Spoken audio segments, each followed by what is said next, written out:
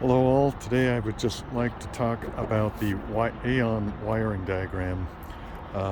They're very standard and you really should get used to using these things. People who do get used to using them will tell you that they're the best in the industry.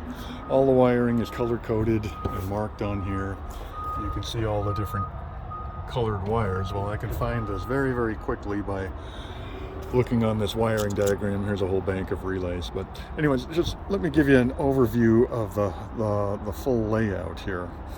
Power always comes in at the top left. Okay, your line voltage is always up here at the top left, and it's going to hit all of this red and black stuff down here is going to be your control voltage. So this is all 24 volts. See, this is where we get our 24 volt transformers. On every wiring diagram that AAON makes, you will see your transformers right there. And AAON always puts two transformers in parallel to supply the 24 volts. There's usually a phase monitor located right here. Okay, that'll lock out the low voltage if you're not phased correctly, if you've lost a phase.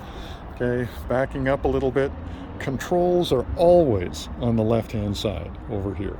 So this machine has microthermo controls. That's standard in the Costco world, but if it didn't, it would have some other brand of controllers over here, always located here. The outputs from those boards go to a terminal strip, much like you see on your home heat pump. RC, G, W1, etc., etc. Then you got a bunch of isolation relays. That is what we're seeing there. We have this device here. All these boards are depicted in this point-to-point as they appear. You don't have this on the East Coast. This is a Belimo Zip Economizer controller. We're getting rid of these things, so it really doesn't matter. More relays. We have another board right here. This is going to be your, if you look very closely, I think it says MHGRV, modulating hot gas relay valve, modulating hot gas board. That's right here, just as it appears. Now if I got a blue, oh, look at that, a wire fell out. Where does this wire go? That would be a problem, interesting problem. Well, it's a black and a white wire.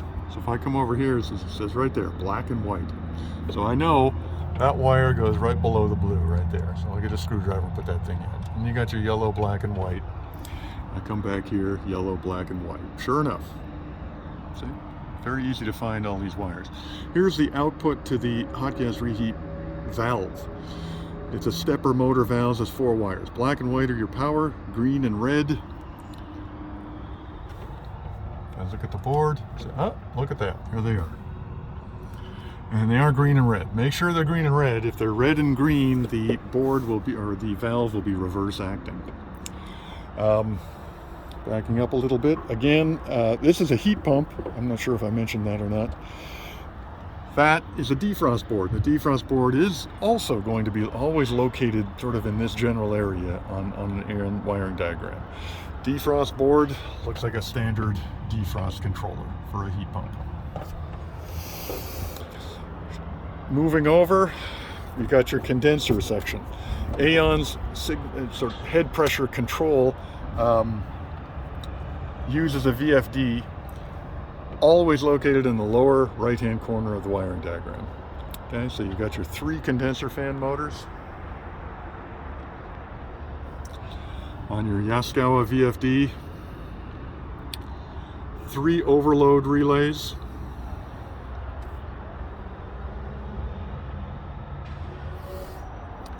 and that's about it. But connected to this, of course, are a couple of discharge pressure transducers on the compressors over here. Discharge pressure.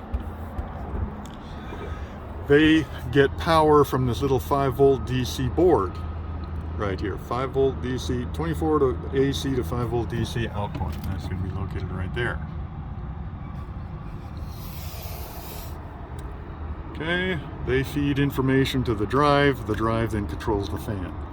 This heat pump relay, if this is energized, if we're in heating mode, it will close contact between SC and S7 and it will send the drive to 100%. Compressors are always located on the right-hand side of the AAON wiring diagram. And the contactors are right there. There's a couple of overload relays, OLR. There is a legend here. You can look on the legend and see what all this stuff is. Anyways, the overload relays can be hard to find sometimes. I took the liberty of popping the cover off the compressor and just showing you where they are. Up in the top right corner, always is the supply fan VFD. One motor, one supply fan.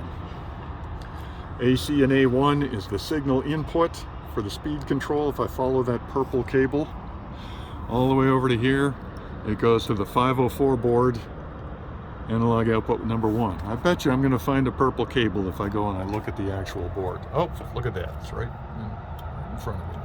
Purple cable.